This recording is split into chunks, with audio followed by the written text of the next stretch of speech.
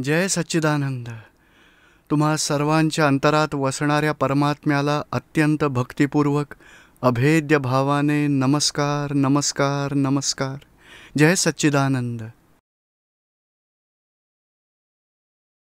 ज्ञानानंतर मुख्य 5 आज्ञांमध्ये राहणं खूपच गरजेचं आहे. आज्ञांच्या आधारे आपण शुद्धात्मा पाहू शकतो.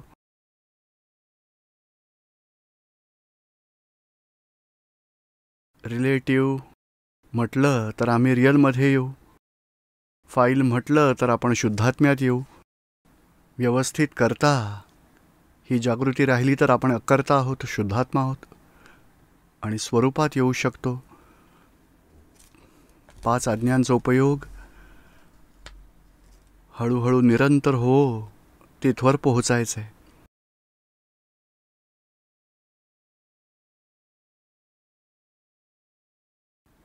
सगळ्यांना शुद्धात्मा स्वरूपात पहा. सकाळी उठला तेव्हापासून निश्चय करायचा की 5 आज्ञांमध्ये राहायचं आहे. रिलेटिव्ह, रिअल, पॅकिंग आणि शुद्धात्मा या दृष्टीने सगळ्यांना पाहायचं आहे. मंदिरात गेलात, भक्ती केलीत, वॉक करत करत इथे आलात तर रस्त्यात जितकी माणसं दिसतात, महात्मा सगळ्यांना शुद्धात्मा बघा. चांबड्याच्या डोळ्याने पॅकिंग दिसेल, आतील दृष्टीने शुद्धात्मा बघा.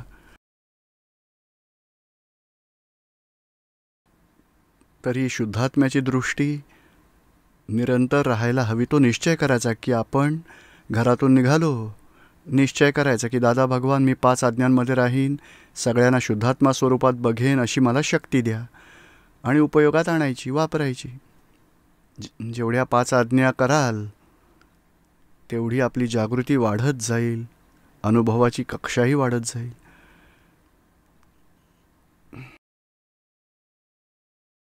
घरामध्ये वाईफ आहे, हस्बंड आहे, मुलं आहेत, आई वडील आहेत. शुद्धात्म्याचा उपयोग चालू करायचा.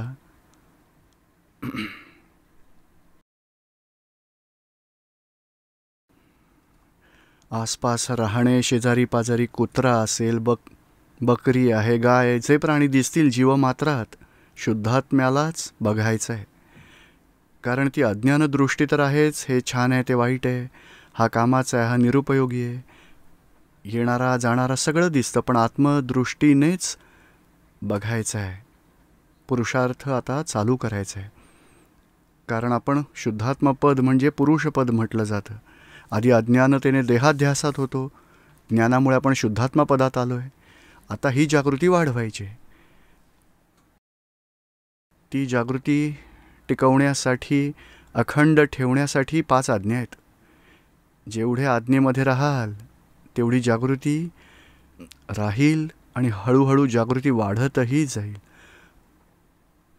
अनुभवाच्या कक्षेत जायचं आहे. कुणी अपमान केला, कुणी नुकसान केलं तर फाईल आहे, व्यवस्थित आहे, तेही ज्ञानात ठेवायचंच आहे. काय नाव आहे तुमचं? सुरेश. हां, तर बघा तुम्ही बाहेर, मी सुरेश आहे. रिलेटिव्हमध्ये, रिअलमध्ये शुद्धात्मा आहे. आता उठाल, सकाळी तर चहा नाश्ता आला, बघा सुरेशजींनाच सांगायचं चहा प्या आरामात. नाश्ता आला तर म्हणा खा आरामात. आहारी आहार करेल, मी निराहारी, फक्त त्याला जाणणार आहे. आणि चहा जरा गार असेल, सुरेश म्हणेल मजा नाही येत, अरे जाय जे पिना, नाही तर काहीच नाही मिळणार, त्यापेक्षा हे छान आहे ना. बोलायचं, शेजारीसारखा व्यवहार ठेवायचा. कारण व्यवस्थित सप्लाय करतं, व्यवस्थित गोळा करतं.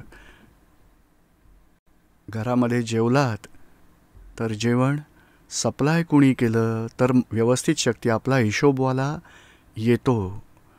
कढी जास्त मीठ असेल तर म्हणायचं ही फाईल आहे, समभावाने निकाल करा. कुणी बिघडवली, व्यवस्थित, वाईफचाही दोष नाही, कुणाचाही दोष नाही आहे. आलं तर नसेल पसंत तर कमी खा, दुसरं सगळं खा आरामात.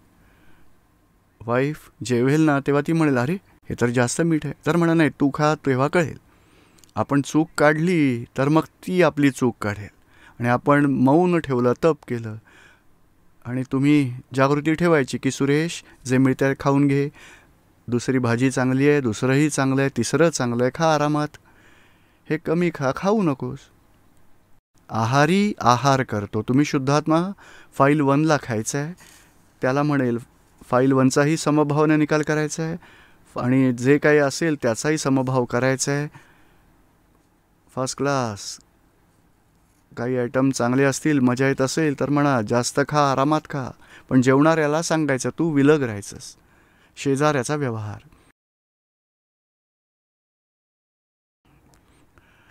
आता व्यवस्थित शक्ती सुरेशला प्रेरणाही देईल, कामही करवेल. सगळे संयोग एकत्रित होऊन काम होईलच. तुम्ही शुद्धात्मा सुरेश काय करतोय त्याला बघणारे, जाणणारे.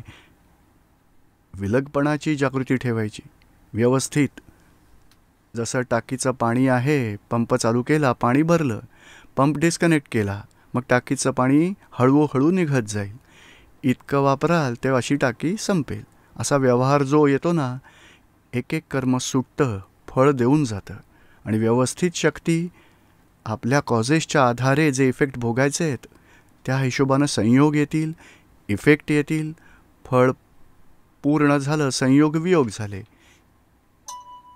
एक एक हिशोब पूर्ण करण्यासाठी संयोग येत राहतात. व्यवस्थित शक्ती संयोग एकत्रित करते. आपल्या कॉजेसने इफेक्ट येईलच. इफेक्ट पूर्ण झाला तर संयोग निघून जातील. व्यवस्थित शक्ती तिचं काम हे आहे की संयोग गोळा करणं, संयोग वियोग होतील.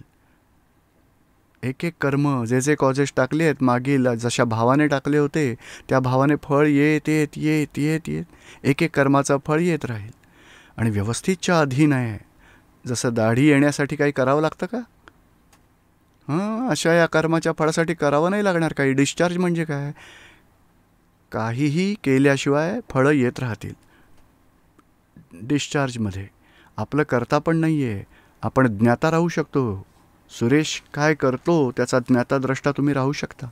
शुद्धात्म्यात राहून यालाच पुरुषाचा पुरुषार्थ म्हणतात. सुरेश काय करतो त्याला बघणं, जाणणं, विलग ठेवणं. ही फाईल 1 आहे, समभावाने निकाल करा. ही जी वाईफ आहे फाईल 2, मुलं फाईल 3, 4, सगळ्या फाईल्स आहेत. वाईफ आली तर आत जागृती यायला हवी. शुद्धात्माही बघा फाईल आहे आणि समभावाने निकाल करायचा आहे, हा भाव धरून ठेवायचा आहे. आधी काय व्हायचं की हे असं म्हणेल तर मी असं म्हणेन, हे असं म्हणेल तर मी हे म्हणेन. आपण भाव बिघडवत होतो आधी आणि त्यांचेही आपले हे भाव बिघडल्यामुळे त्यांनाही रिॲक्शन येत होती. आता आपण एकच भाव पकडायचा आहे, फाईल आहे समभावाने निकाल करूया, तर ऑटोमॅटिक त्यांनाही असे भाव उत्पन्न होतील की नाही आता यांच्यासोबत कटकट नाही करायची आणि फाईलचा हिशोब सुटत जाईल. म्हणजे कुठली सुडाची भावना रिॲक्शनमध्ये द्वेष नाही, अभाव नाही, तिरस्कार नाही, वैरभाव नाही असं ठेवायचं आहे. कारण समभावाने निकाल म्हणजे काय? तो चांगला व्यवहार करेल तर राग नाही करायचा, वाईट व्यवहार करेल तर द्वेष नाही करायचा, समभाव ठेवायचा. वाईफ फर्स्ट क्लास भजी घेऊन आली, असं आहे तसं आहे, हां खूप छान, हां असं ड्रॅमॅटिक बोलायचं, पण आत मोह नाही वाढवायचा. आणि काही चिडचिड करत असेल, तुम्ही असेच आहात, तुम्ही लक्षच देत नाही, बिघडत आहे, तुम्ही मुलांकडे लक्ष देत नाही, हां तरी द्वेष नाही, वाईट व्यवहारावर द्वेष नाही करायचा. हां काय झालं, ठीक आहे मी लक्ष ठेवेन, सॉल्युशन आणायचं. पण आतमध्ये ही जागृती ठेवायची, फाईलचा समभावाने निकाल करायचा आहे. आणि तुम्ही निश्चय केलात समभावाने निकाल करायचा आहे तर सुरेशकडून म्हटलं गेलं काही वेडवाकडं वाईफ बरोबर, तर सुरेशना सांगायचं की हा वेडवाकडं बोलतो आहे, समभावाने निकाल करा, त्यांचा दोष नाही, हा हिशोब आहे आपला, पूर्ण करा. तेव्हा विलग राहून विलगपणाची जागृती बोलण्यामुळे विलगपणाची जागृती राहील आणि समभावात आपण राहू, सुरेश नंतर राहील. आणि हा उपाय आहे आतला. त्याचं दुःख पोहोचलं तर सुरेशला म्हणायचं की प्रतिक्रमण कर, दुःख वाटू नये असा व्यवहार कर. तर हे तुम्ही विलग ठेवाल, शेजाऱ्यासारखा व्यवहार करायचा फाईल 1 बरोबर. फ्री टाईम असेल तर चरणविधी नक्की वाचा, टाईम सेटिंग करा, चरणविधी नियमाने होत राहील, मग खूप जागृती वाढेल. कारण चरणविधी असा आहे, आत्म्याची आराधना होते, आत्मस्वरूपात आपण स्थिर होतो. नाही तर सारा दिवस संसार, व्यवहार, वाईफ, मुलं, पैसे, मान अपमान, खाणं पिणं, नाणं धुणं, इकडे तिकडे जाणं. व्यवहार हा असाच आहे की टाईमच संसारात खेचला जाईल. संसार व्यवहार आपल्याला त्यातून निघण्यासाठी 5 आज्ञा हा चरणविधी नक्की करायला हवा. तो तेवढा तास, तेवढा टाईम आपला शुद्ध उपयोग राहील.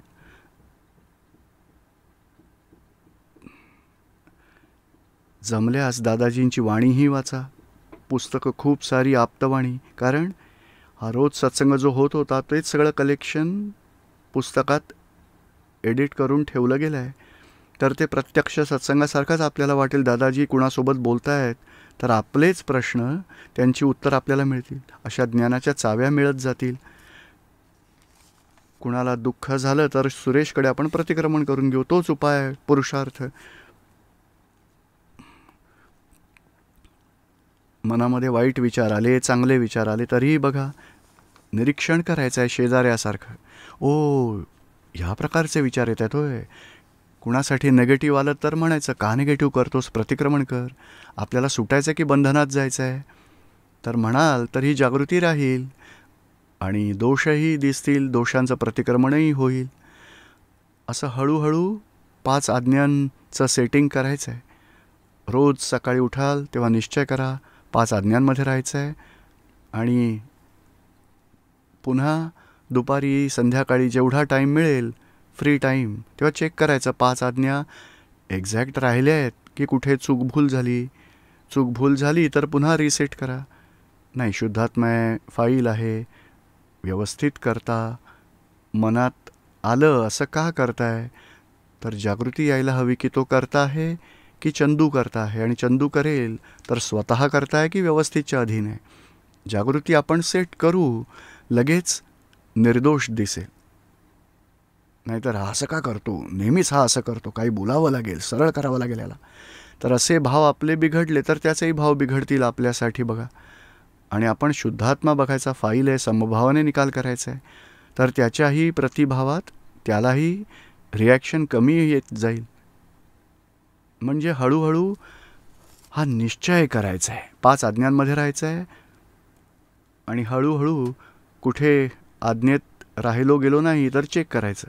राहिलं तेही जागृती ठेवायची. या प्रकारे राहिलं, समताभाव राहिला, नाही राहिला, विषमता झाली, प्रतिक्रमण केलं, पुन्हा राहिलं, तर सेट करत जायचं. संपूर्ण दिवसात 5 आज्ञेत कुठे चूकभूल झाली, रोज रिसेट करून जायचं. दुसऱ्या दिवसासाठी पुन्हा निश्चय करायचा, आज्ञेतच राहायचं आहे. जेवढ्या आज्ञेत राहाल त्याचं फळ, नवीन कर्मबंधन तर नाही होणार आणि जुनी कर्मफळंही सुटत जातील. आपली हलकं हलकं जाऊ, आपण अनुभव येईल, दोषही सुटत जाईल, मुक्त होत जाऊ. नंतर क्रोध आहे, मोह आहे, मान आहे, लोभ आहे, विषय विकार, याही ग्रंथी मनामध्ये आहेत. क्रोधमान माया लोभ संपवल्या विना ज्ञान मिळालंय. तर या क्रोधाने कुणाला दुःख पोचलं तर म्हणायचं, सुरेश प्रतिक्रमण कर, कुणाला दोष नको देऊस, कुणाला दुःख नको देऊस. तर हे विलग ठेवून, मला आता क्रोध का येतो, अरे तुम्हाला नाही येत आहे, शेजाऱ्याला येतो आहे, तुम्हाला तर नाही आवडत हा क्रोध, येतो तो, तुम्हाला ते पसंत नाही, तुमचं भाग्य आहे, होतं हे सुरेशचं भाग्य आहे. त्याला म्हणायचं प्रतिक्रमण कर.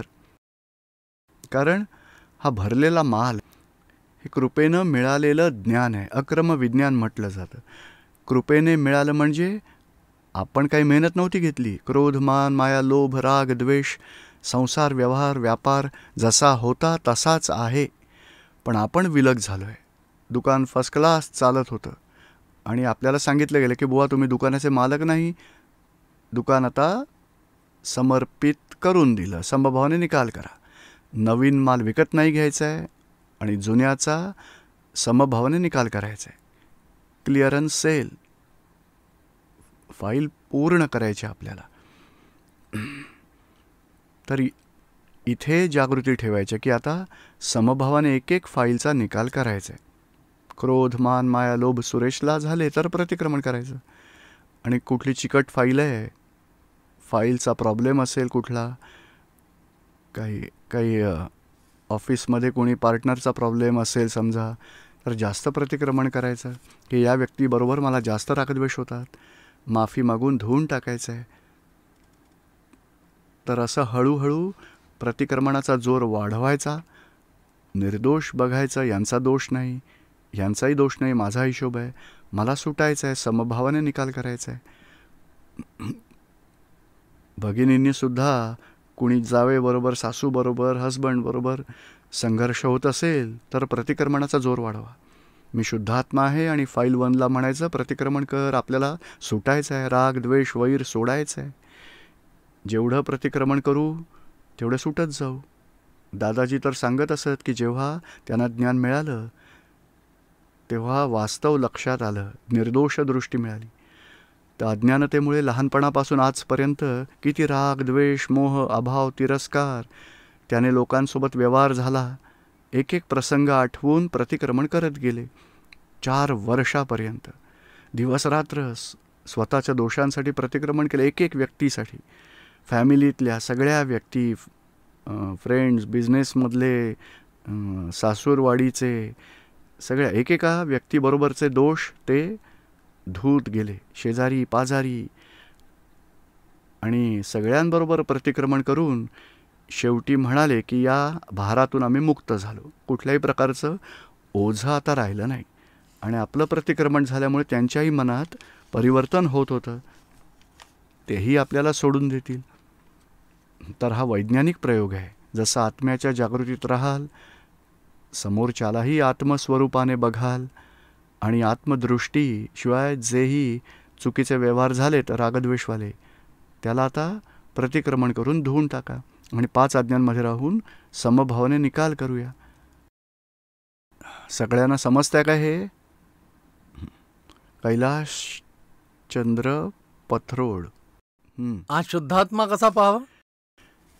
शुद्धात्मा तर रूप तर आता नाही समजणार, एवढं समजून घ्या. पॅकिंग दिसतं आहे, आतमध्ये शुद्धात्मा आहे. कैलाश वेगळा आहे, मी शुद्धात्मा आहे. तुम्हाला समजलं का? हो. हां, तर कैलाशला बघता तोच शुद्धात्मा, असं चंदूला बघणारा तो स्वतः शुद्धात्मा आहे. अरूपी आहे, अमूर्त आहे, केवळ ज्ञान स्वरूप आहे. आता दिसणार नाही पण समजून घ्यायचं की तो आहे. आणि हा जसा हा लाईट आहे, आता फोटो दिसतोय ना दादाजींचा, सिमंदर स्वामींची मूर्ती दिसते, अंधारात दिसेल का? नाही. अंधार आणि उजेड, तर उजेडात आपण बघू शकतो पण उजेड बघू नाही शकत, उजेडामुळे वस्तू बघू शकतो. असे मनात वाईट विचार आले तर बघणारा आत्मा, पण आत्मा म्हणजे प्रकाशक आहे, ज्ञेयाला त्याला बघणारा ज्ञाता स्वरूप आहे. तर ही समज ठेवायची की कैलाशच्या विचार वाणी वर्तनामुळे जे काही होतं त्याला बघणारा मी शुद्धात्मा आहे, असा चंदूला बघणारा तो शुद्धात्मा आहे, असं समजून हळूहळू पुढे जा.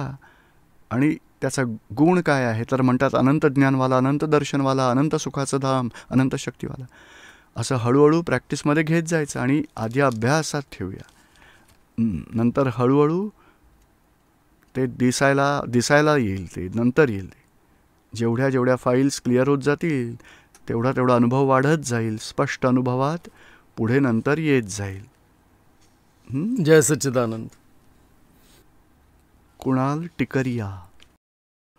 पूज्यश्री, व्यवस्थितला स्पष्ट रूपाने समजवावे. कित्येक ठिकाणी मला खूप विरोधाभास वाटतं, जसं की आत्महत्येचं प्रकरण आहे आणि जे विषारी जीव आहे किंवा रानडुक्कर आहे, या प्रकाराने बऱ्याच ठिकाणी मला खूप विरोधाभास होऊन जातं यात.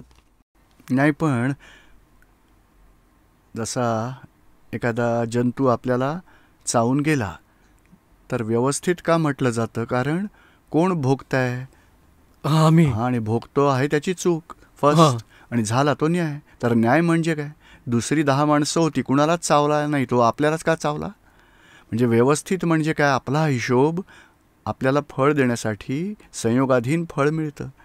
तर हे संयोग गोळा कोणी केले? ती शक्ती व्यवस्थित नावाची आहे. आणि आपल्या कॉजेसमध्ये अशाच भोगण्याचा हिशोब होता, तर त्या निमित्ताद्वारे आपल्याला अशाता आली. तर हे संयोग जुळणं, ते संयोग व्यवस्थेच्या अधीन आहे. कोणी मनुष्य संयोगाला बनवू नाही शकत, हलवू नाही शकत. संयोग स्वतःच वियोगी स्वभावाचे आहेत. आणि जसं मॅग्नेट आणि ही ही सुई असेल तर सुई मॅग्नेट सुईला खेचेल. असे आपले कॉजेस आहेत. त्या हिशोबाने संयोग खेचले जातात आणि व्यवस्थित शक्ती सप्लाय करते. टाईम, स्पेस, एव्हिडन्स सगळं मिळून कार्य होत असतं. पण तुम्ही शुद्धात्मा आहात आणि कुणाला जो कोणी भेटला तर समजायचं की एक एक कॉजेसच्या इफेक्टच्या आधारावर हे भेटत आहेत आणि तेच व्यवस्थित म्हटलं जातं. हो, आत्महत्या ही तेच आहे सर. खरं तर result of scientific circumstantial evidence. पूर्वभावात कॉजेस टाकली होती, बिलीफमध्ये इफेक्ट आलाय, संयोग जुळले, भाऊसाहेबांनी औषध प्यायलं, एक्सपायर झाले. तर हा संयोग मिळाला औषधाचा, TIC-20 ढेकूण मारायचं औषध आणि प्यायलं. ते पिणं सगळं बॉडीमध्ये जे ह्या 5 इंद्रियातून जेवढंही अनुभवास येतं, मन, बुद्धी, चित्त, अहंकार, वाणी, वर्तन, पंचेंद्रिय, सगळा इफेक्ट आहे. डिस्चार्जमध्ये आहे आत्ता. आणि डिस्चार्जमध्ये काय संयोग जुळतो ते व्यवस्थितच्या आधारे. व्यवस्थित म्हणजे काय, आपण जी कॉजेस केली, मनामध्ये विचारात तन्मयाकार झालो, त्याला अवस्थित म्हणतात. आणि अवस्थितचं फळ व्यवस्थित येतं. आणि व्यवस्थित शक्ती संयोग गोळा करून फळ देते. कर्मफळदाता. धन्यवाद पूज्यश्री.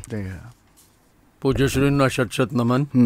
बोला. मी लोकेंद्र चित्तोडगडहून. पूज्यश्री, माझा प्रश्न आहे आज्ञा नंबर 3च्या संबंधात. जगन्मीयता व्यवस्थित शक्तीच्या संबंधात आहे. जर सगळे संयोग वियोग व्यवस्थित शक्तीच्या अधीन आहे तर आज्ञेच्या पालनात कुठल्या प्रकारचा पुरुषार्थ करायचा असतो? व्यवस्थितची आज्ञा लोकेंद्र सिंगसाठी आहे. तुम्ही शुद्धात्मा विलग आहात. लोकेंद्रला काय जेवण मिळतं? थंडी उन्हाळा भोगावा लागतो. चहा मिळेल, नाश्ता मिळेल, खाणं पिणं मिळेल, चालता चालता पायाला ठेचही लागेल. तर लोकेंद्र सिंगला काय मिळतं ते व्यवस्थित आहे. ते संयोग जुळून फळ येईल. आपल्या कॉजेसचे इफेक्ट्स आपल्याला येतात आणि इफेक्ट देणारा संयोग निमित्त आहे. कुणाचाही दोष नाही आहे. आपल्याला ही जागृती ठेवायची आहे. लोकेंद्र सिंगला काय होतं? सुख शाता अशाता येते आणि यश मिळेल, अपयश मिळेल, कोणी अपमान करेल, कोणी नुकसान करेल. प्रॉफिट झाला तर आपल्याला मजा नाही, आनंद नाही साजरा करायचा. लॉस झाला तर दुःखी नाही व्हायचं. म्हणायचं लोकेंद्र चला हिशोब आलाय, पूर्ण करा. आपण विलग. लोकेंद्रला व्यवस्थित शक्ती आता चालवेल, प्रेरणाही देईल, संयोग मिळून कामही करवेल.